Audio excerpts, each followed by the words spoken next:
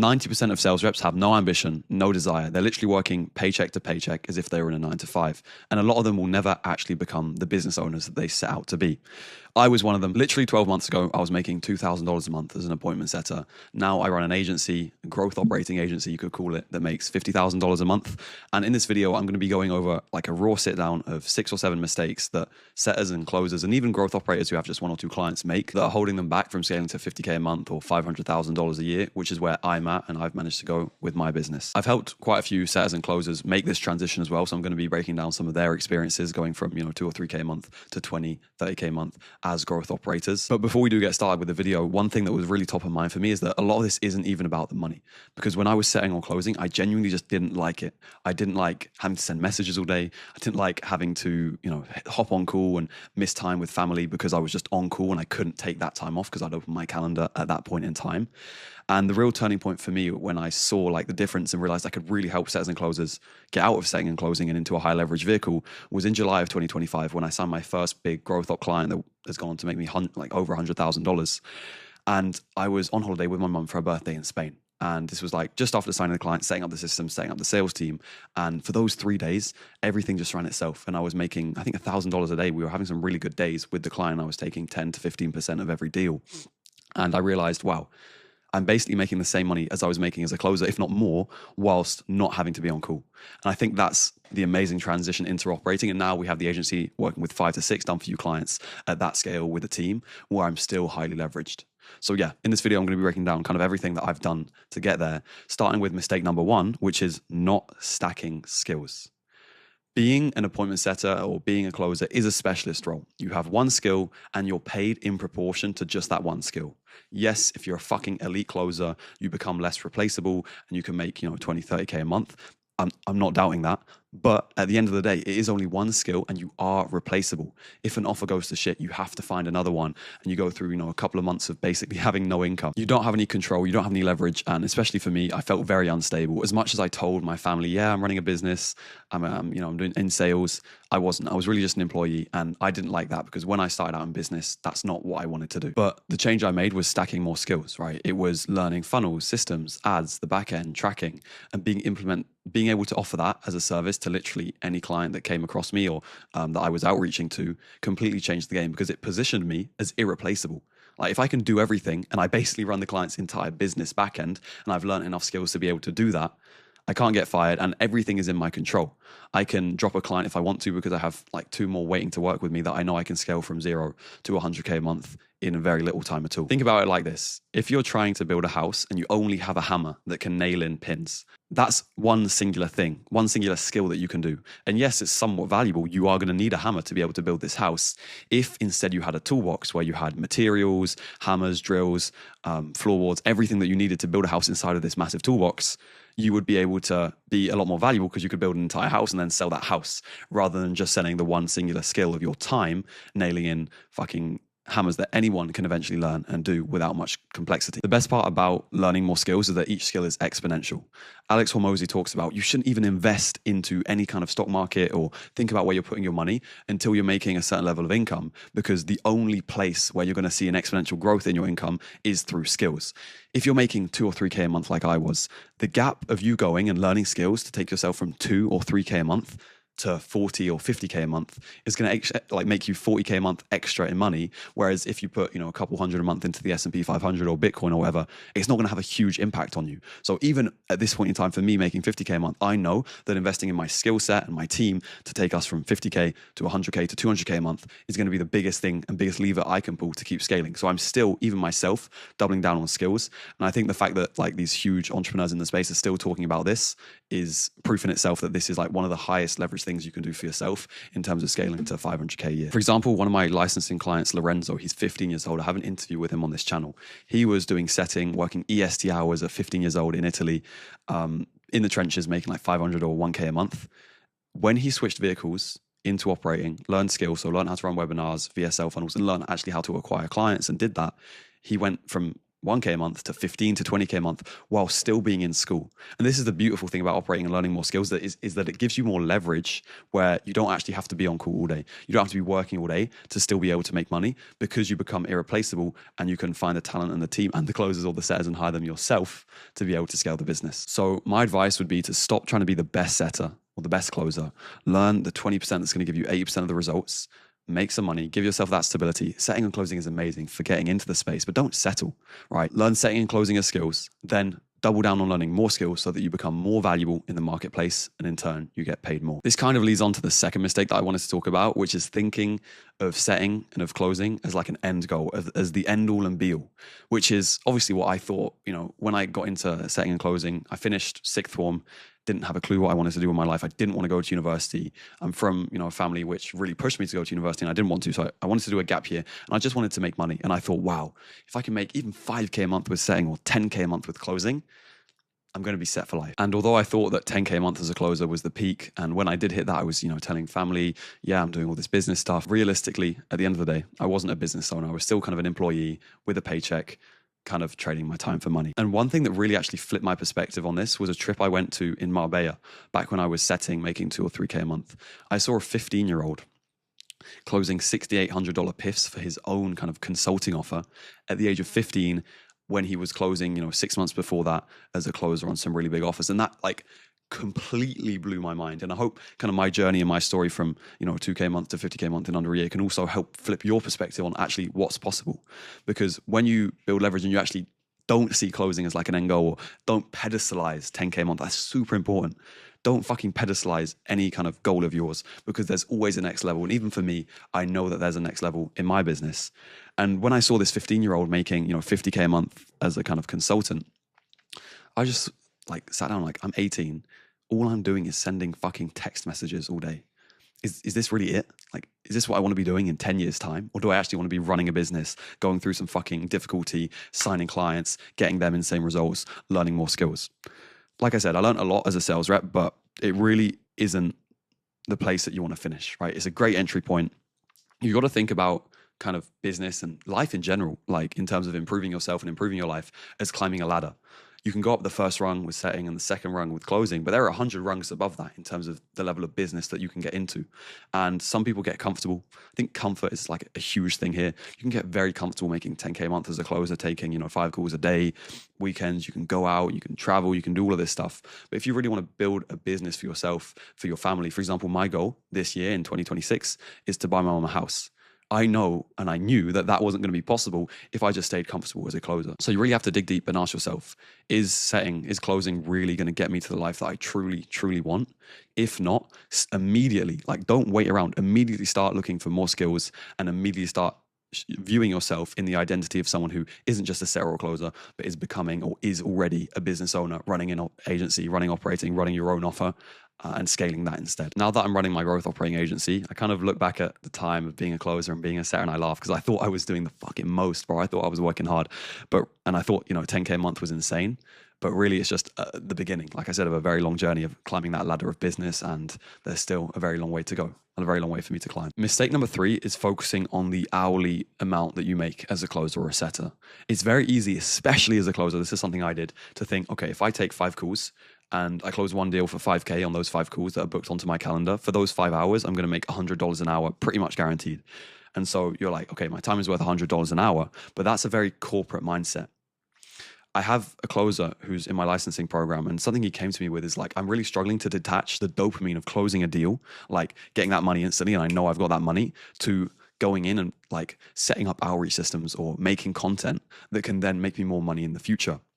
So a huge thing with closing, if you do want to make this transition, and a mistake I made is okay, my time's worth $100 an hour. If instead of making this Mara board for a YouTube video, or instead of sending outreach messages or making outreach looms, I just take more closing calls, I'm going to make more money. And you have to be able to detach from the money and focus on things that are going to build you up in the future. It is literally, closing can be instant gratification. You're just closing, always on closing calls because you want to get this quick cash. You can't even take an income hit to be able to scale in the future. This is something I had to do multiple times. When I left my first setting role to get into closing, I took a month where I basically made, 2K just from kind of recurring payments and, some one-on-one coaching that I was doing. And it was the same that when I transitioned from closing into operating, there was like a period of a few weeks where I was setting up systems and doing all of this, and I wasn't actually making that much money. However, it set me up exponentially for the money that I'm making now, because when you close a deal, you get paid immediately. But if you're running a sales team across 2 different offers with 2 closers on each offer, and you're taking 15% rev share in the offer, instead of making 10% per deal that you're on call for and that you close, there are 4 closers closing deals with full calendars where you're taking 15%. You're making more than them on the deals that get closed. So if the offers are doing combined 100K a month, if you've got 2 offers that you're running that are doing 100K a month each, and you're taking 15% from each, you're doing 30K a month without having to be on call. And yes, you have to set up the systems on the back end, but this is what I'm talking about when I mean, focus on high leverage tasks and not doing those fucking mundane tasks, or quick dopamine, setting and closing, getting deals through, getting commission, when it's actually taking up your time and you're just trading time for money. Because once the deal is closed, yes, you don't have to do any fulfillment, but there's nothing beyond that, right? There might be a payment plan that comes in next month. That's your only form of leverage kind of as a closer, which isn't the best, right? So you really have to detach and start, using AI, start putting the systems into place to be able to scale and take an income hit right now to be able to do that. Another mistake I see, number 4, is thinking that you need permission or acting from a place of scarcity when it comes to like scaling into operating. And the reason I keep talking about growth operating is because it's 100% the best thing to do as a setter or a closer if you're looking to scale. Going back to the permission point, you don't get hired as a growth operator. You're not going to get people coming to you, asking you to be their growth operator. It's not really a title. You just need to start acting like it now. And this comes down to identity and a lot of mindset stuff. If your identity is that of a person running an agency, signing a lot of clients, and you feel like you're that person inside in your identity, that identity will then shift your beliefs, and your beliefs will then reflect in your actions, and you will start to take the actions of that type of person, and your actions, of course, reflect your reality. And this is kind of maybe a bit woo for some people, but it all does come from your inner beliefs and identity. And if you're waiting for permission, if you're thinking, oh, I don't want to, act like, I don't want to, start outreaching as an operator because what if my offer finds out and they laugh at me, or it doesn't work out, I'm scared of failing. If you have those thoughts, and if you think, oh, I'm just going to wait for someone to hire me or for the right opportunity to come, you're going to be waiting a very long time. And this is something that slowed down my progress significantly. I just spent way too long still closing when I knew that I really needed to get into the operating model. I knew that I should have paid someone to learn from them because there were so many skills that I didn't know, but because I wasn't, quick on investing myself to learn these skills, and I wanted to kind of wait for permission, and it's kind of not really, I thought there was still like a corporate ladder to climb. I had to go from setter to closer to sales manager. I just fucking dropped all of that. And actually what happened was I went to an event in London, and Ibrahim, a hypnotist, was there. And he did a hypnosis, and it not like in a woo way. It was really profound in the sense that it made me realize how much more I could be doing. And seeing actually those people at the event, it just completely flipped my perspective. And I just didn't wait anymore. I didn't wait for permission, and I just took initiative. I went out, I went there, signed clients, and it completely changed the trajectory of my life, like genuinely that day at that event. One of my clients, Mo was one of my actual setting coaching clients, and now he's doing operating. He was in a very similar position. He was working as a setter, but then a setter manager for Elastaboy, 1.8 million followers, quite a big offer. And instead of waiting around just doing the setting management, he took the initiative and pitched marketing, pushed full sales management, doing more of that process. And because of that initiative, because he didn't wait for permission, he didn't wait to get a promotion like you would in the corporate world, he's taking equity in a 1.8 million follower, fitness offer that's making a lot of money. So stop waiting for permission. Don't sit there and think things are going to be handed into your lap. Take initiative, change your identity, change your beliefs about yourself, and that will reflect in your actions, and you will see results from that. Mistake number 5 I see is thinking that landing clients is difficult. My gosh, I have battled with this for a very long time, especially when you're starting out. You're like, how the fuck do I land a client? This is impossible. I think, this is difficult. There's so much competition. There's Iman Gadji shilling this. There's so many operators out there. But genuinely, there's a huge demand for good growth operators, for good people who have good systems and know how to execute. Because listen, if you're in sales or if you have a background in info somewhat, you're already way ahead of 99% of the competition. You probably know how to speak to people. You're comfortable on closing calls. You know how to communicate value. And the barrier to you landing a client isn't necessarily any sort of skill in sales or whatever. It's more, once again, your beliefs around yourself, your identity, and realizing that it's actually possible. Another thing I will touch on is that if you don't know how to fulfill, like as an operator, you don't have to build funnels, you don't have to do these things, it is more difficult. A lot of feedback I get inside of the licensing program is that, wow, like before this, I was trying to outreach, but I just wasn't confident in my outreach. I didn't know that I could, run ads for a client. And then like people like Hugo, for example, are now signing 4K, 2K upfront setup deals because they're confident in their ability to deliver. And that shows in their outreach and that shows on their sales calls. But going back to that point on thinking that landing clients is difficult, yes, it can be initially. You're going to suck. It's normal. But if you reframe your identity and your beliefs that landing clients is easy, your actions are going to change. You're going to do more volume. And at the end of the day, like the biggest thing for me is that volume negates luck, like completely. Even when I landed my first setting role, I was just sending hundreds of outbound looms a week. And then same for growth operating, sending hundreds to the point now where with the agency we have, like I said, 6 done for you clients, and we're kind of at capacity at this point in time. And yeah, signing clients is possible. It is possible. It's inevitable if you put in enough work, and you really just have to think, okay, I can do this. This is possible for me. And your identity has to be like, yep, signing clients is easy for me, because that's going to in turn reflect in your actions and you're going to do more work. One example I have is Calla and Eskil, who I consult with and who are in the licensing program. They made $88,000 a month, in a month, not consistently at this point in time, with their agency after a 250K launch that I helped them do with one of their clients. They at 17 and 18 years old, Calla was setting at the same time as me 1 year ago. Now we're running the same business. It's kind of pretty cool. But all it took for them was like, we can actually do this. We can actually sign clients. And they saw other people doing it. They saw me doing it. And they were like, why the fuck can't I do this too? 1 year ago, I was saying like the same as this guy, why can't I do this too? And it's that perspective. Like I want to say I'm not special in any way. Landing clients, I didn't just get fucking handed clients on a piece of paper. 6 months ago, I didn't have an agency. A year ago, I was setting for 2K a month. You can do the same. It's just that you need to believe it's possible, and you need to think, okay, landing clients is easy. And I hope that my story and hearing some other case studies that I have with people that I've worked with gives you the motivation and the belief inside of yourself that you can make that shift too. So the 6th and final mistake that I'm going to be covering in this video is probably the biggest one, which is not doing work outside of sales, outside of setting or closing, or outside of current client fulfillment that you're doing as an operator, and not reinvesting into yourself. This is something I made a huge mistake with. I would be 3-4 months ahead of myself if I'd just reinvested more and more and more into my own skill set. And I attribute every single, success I had, whether that be learning how to run webinars from a friend of mine, Charlie, whether that be learning how to run ads by investing into myself. These skills have given me exponential growth. And if I'd have just invested in myself quicker, I would have gotten there way quicker.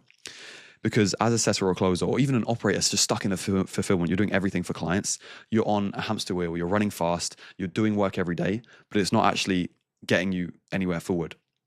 Because the only time you make money is when you're actually doing this work day to day. When you started as a setter or a closer, you probably invested in a sales mentor that gave you a skill set, that gave you opportunities, that taught you how to do things.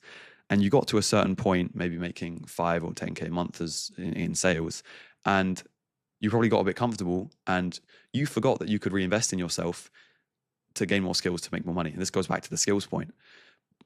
Or you either forgot you could do that, or like me, you thought, okay, let me just reinvest into more closing mentorship to be able to up my commissions. But imagine you're making 10K a month as a closer and you want to increase your skill set to be able to make 20K a month. Great. You invest 10K into a closing mentor, which most people do.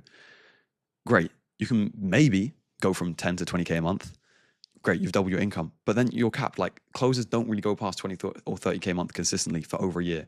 And they certainly don't scale to 50 to 100K a month. That just doesn't happen, right? So you could do that and make a small jump in your income, or you could already, you already have, if you're making 10K a month as a closer, you're already good at closing. There's going to be very little reward on you increasing your closing skill set to make more money with closing, because you're still capped by your time. Whereas if you invest, 10K into learning copy, learning funnels, learning ads, learning how to manage teams, learning how to sign clients, that compounds and it sets you up long term. And this is something I've done. And in terms of advice for like investing in yourself, find someone that's where you are and pay them for their time.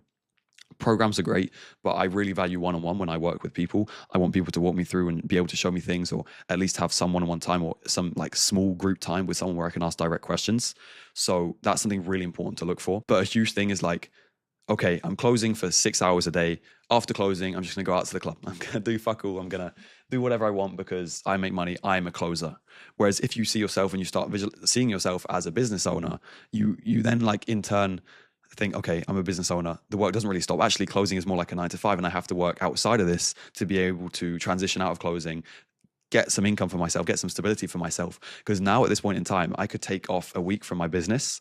And although there would be a few fires to put out, a few calls here and there, in a few months' time, I think I'll be able to be at the point where if I want to take a week off, I can, and I'll still make a lot of money. And of course, I won't push the business forward, but the business won't necessarily go backwards if I do that. Remember that the work you put in today is the work that pays the most in 3 months' time. So if you don't do anything today as a set roll closer, you'll still be making good money as a set roll closer, and you can be comfortable, you can be okay with that. I'm not here to tell you to do any different if that's the life that you want.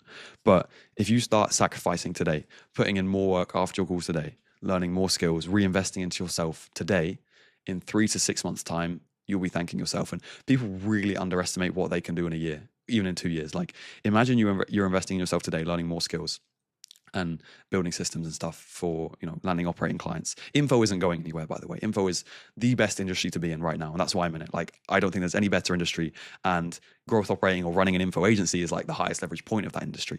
So if you keep learning those skills now, and I have a full course on operating, I'd highly recommend you watch it. I have a bunch of stuff. You will set yourself up for 1 or 2 years' time, and you'll be in an unimaginably different place compared to if you just stay stagnant and you're still a closer. Even if you invest 100K into your closing skill set and you make 40K a month as a closer, you're still probably going to be disliking your life, having to be on calls all the time. And it's just not fun. I've spoken to closers who are, 26, who have been closing for 4 years. 4 years ago, I'm 19 years old. 4 years ago, I was 15. I was playing Fortnite all day. I was gooning. It wasn't good. But these people were closing 4 years ago. They were in the industry in like a golden period of time, right? And they just haven't doubled down their skill set. They've gotten comfortable. So, and they're still, some of them are even still looking for that like golden goose or golden, I don't know what it's called, like golden egg offer that's going to make them 30K a month. They see a 30K OTE role. It's a launch with like Samuel Nuha's webinar, blah, blah, blah. And they end up like getting offboarded after the first day because there's no volume. And that's why I got out of sales. I doubled down. I bet on myself. I wanted more freedom. So yeah, that's a huge mistake. Not doubling down, not reinvesting, and not betting on yourself. I think every single person should bet on themselves because you are the biggest asset that you have, and your knowledge is the biggest, like your skills and your knowledge is the biggest thing that you have for yourself, right? So there you have it. I made every single one of these mistakes when I was starting out in my journey, and I hope that this video has helped you avoid them somewhat, and hopefully it makes you make a lot quicker progress than me. Like I said, I've got other videos on this channel that you can check out if you are interested in getting into operating. If you do want to license my exact agency systems or find out more about that, and like I have a video that shows you the entire offer, working with me one-on-one, there's a link in the description. And if you're a coach who's watched this far, or you're interested in kind of how my agency runs, there's also a link to partner with my agency in the description too. And yeah, I appreciate your time watching this video. If you got some value, also just DM me on Instagram, because I really appreciate feedback on these types of kind of raw sit down videos where I just yap at the camera for 20-30 minutes. And yeah, take care.